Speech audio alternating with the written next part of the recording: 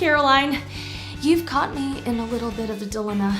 See, I've been planning my family's cross-country road trip for months now. I've got the route mapped out, I've got enough snacks for the journey, plus I've got a playlist of all the best polka music. We leave tomorrow. The thing is, though, it's going to take us over a week to get where we're going, and I literally can't wait! Now I know what you're thinking, Caroline. You need patience. Patience is waiting until later for what you want now. And maybe I do, or maybe I can skip right over patience to instant satisfaction. What if I don't have to wait for what I want at all? Instead of a week, we could get to Port Orford in just a few hours. Hear me out. Right now, on my computer, I'm on planetickets.com. I've got our trip booked on the first flight tomorrow. All I've got to do is press this button. I do this, and it's goodbye road trip, hello Oregon. Who needs patience when you've got the internet? Am I right? So, here goes nothing. Oh, you can do it, you can do it, you can do this. Come on, oh no. Caroline, get it together. All right. Wait! Maybe I should think about this one more time. In today's story, you'll hear about a guy named Esau who didn't think twice before he made a big decision. I know, I'll put on some polka music while I decide.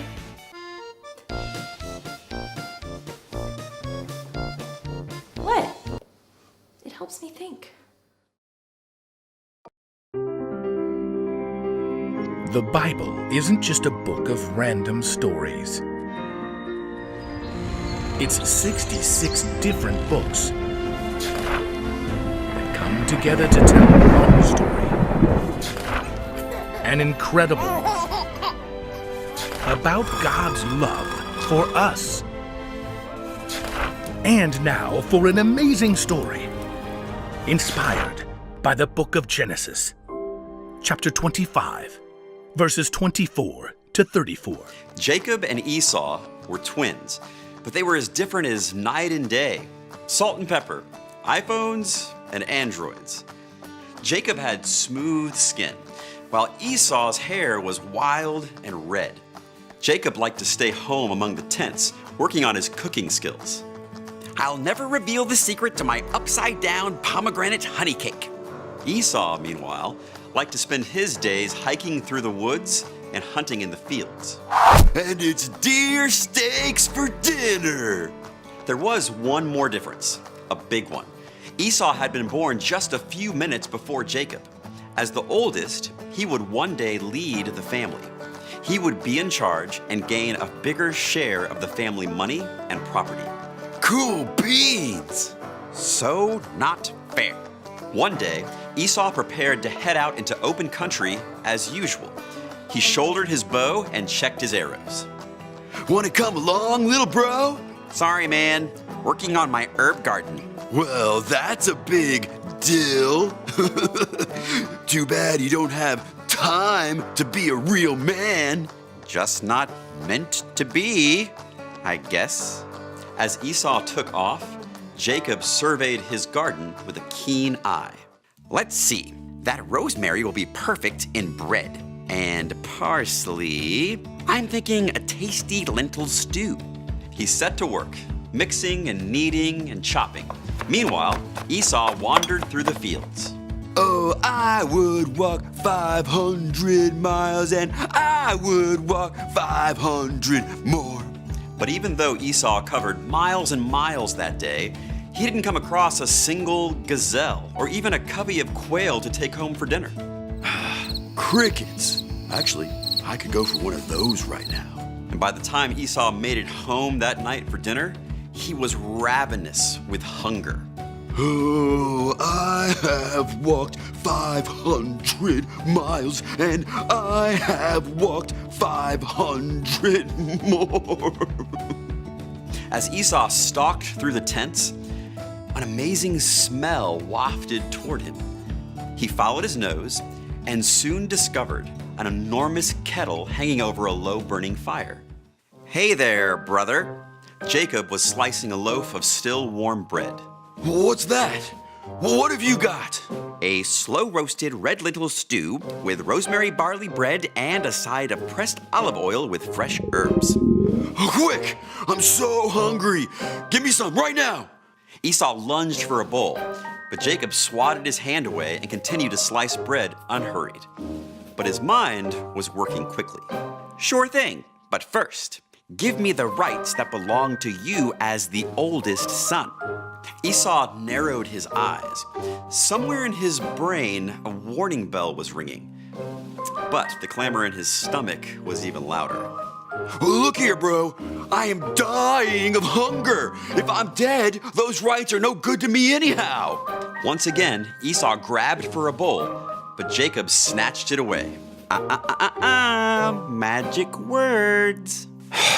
Please? Nope. Out of my way? Nope.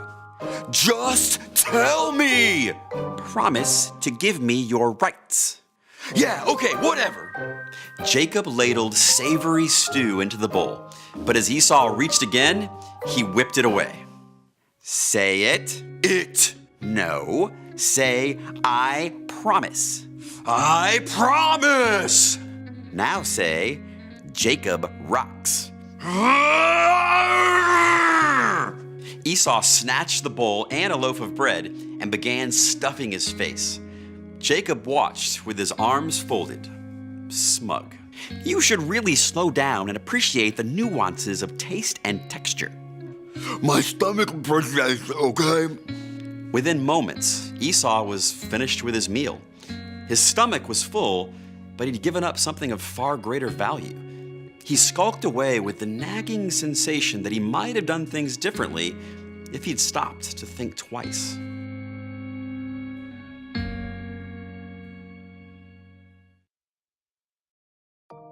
Sometimes when you think you can't wait, you make the choice not to wait. And when you don't wait, that can lead to consequences. For instance, if you lick a popsicle fresh out of the freezer, your tongue might get stuck. If you sneak a snack before dinner because you can't wait to eat, you might not be hungry for your favorite meal. If you break a rule because you can't wait for something, you pay the price by being punished. Esau didn't wait, and he lost his birthright, which may not mean a lot to you and me, but for him, it was a huge consequence. So the next time you think you can't wait, before you choose not to, think twice. Think about what the consequences of your decisions will be. Think about what you'll be missing out on.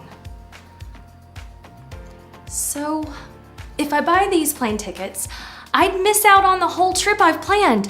I'd miss out on that time with my family. I'd miss out on all the scenery and roadside attractions. And polka music.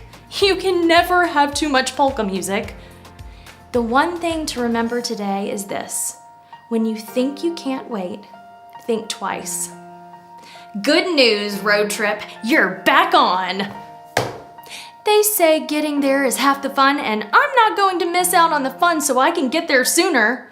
This calls for a celebration. I hope everyone else in the car enjoys this.